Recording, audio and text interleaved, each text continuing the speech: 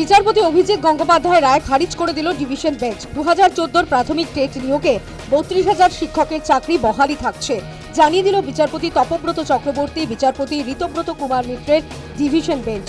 রায় দিতে গিয়ে division bench জানায়, এতদিন চাকরি করেছেন 32,000 শিক্ষক, তাঁদের পরিবারের কথা ভেবে আদালত চাকরি বাতিল করছে না। 9 বছর পর চাকরি বাতিল হলে তাঁদের ওপর বিরূপ প্রভাব পড়বে।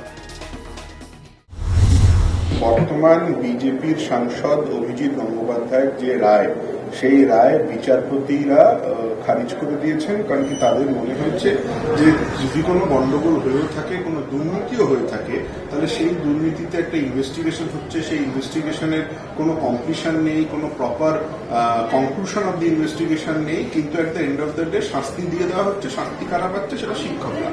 এইটা সঠিক পর্যায়ের মূল্যায়ন নয়। সেই মূল্যায়নটাকে মাথায় রেখেই তারা এই চাকরিটা বহাল রেখেছে।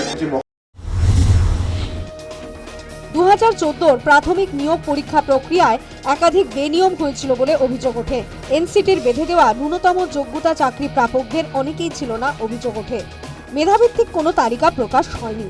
বেশি নম্বর পাওয়া সত্ত্বেও অনেক যোগ্য চাকরি প্রার্থী বঞ্চিত হয়েছেন। নিয়ম মেনে কোনো অ্যাপটিটিউড টেস্ট হয়নি। নিয়োগের জন্য কোনো সিলেকশন কমিটি তৈরি হয়নি। টাকার বিনিময়ে চাকরি দেওয়ার অভিযোগ ওঠে। মামলার দীর্ঘ শুনানির পর 2023 সালে 32,000 অপ্রশিক্ষিত শিক্ষকের চাকরি বাতিলের নির্দেশ দেন বিচারপতি অভিজিৎ গঙ্গোপাধ্যায়ের সিঙ্গল বেঞ্চ। এরপর রাজ্য সরকার ডিভিশন বেঞ্চের দ্বারস্থ হন। বিচারপতি সুব্রত তালুকদারের ডিভিশন বেঞ্চ বিচারপতি গঙ্গোপাধ্যায়ের নির্দেশে স্থগিতাদেশ দিলেও সিদ্ধান্ত খারিজ করেনি। এরপর রাজ্য সরকার এবং প্রাথমিক শিক্ষা পর্ষদ সুপ্রিম কোর্টের দ্বারস্থ হয়। সুপ্রিম কোর্ট মামলা ফিরিয়ে দেন কলকাতা হাইকোর্টে। বিচারপতি সৌমেন সেন মামলা ফিরিয়ে দেন। এরপর বিচারপতি তপব্রত চক্রবর্তী এবং বিচারপতি ঋতব্রত কুমার মিত্র ডিভিশন বেঞ্চে মামলার শুনানি হয়। নিয়োগ দুর্নীতি যে হয়েছে তা জানিয়েছে ডিভিশন বেঞ্চও। ডিভিশন বেঞ্চ জানিয়েছে দুর্নীতি হয়েছে, তদন্ত চালিয়ে যাবে সিবিআই, ইডি।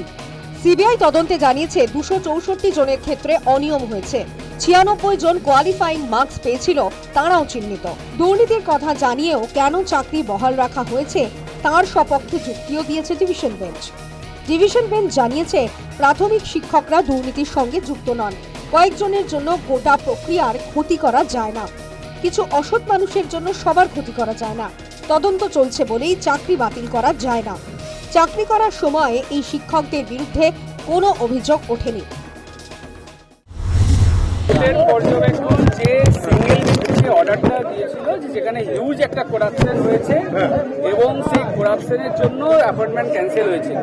বাট মহামান্য ডিভিশন বেঞ্চে যেটা অবজারভেশন, যে করাপশন কথা বলা হয়েছে তাতে যারা ইনোসেন্ট টিচার তারা কোনো ইনভলভ নেই। সিবিআই অলরেডি আইডেন্টিফাই করেছে যে সামহাও কিছু ক্যান্ডিডেট যারা আনডিউ অ্যাডভান্টেজ নিয়ে চাকরিটা পেয়েছিল তাদের তালিকা আলাদাভাবে করা হয়েছে।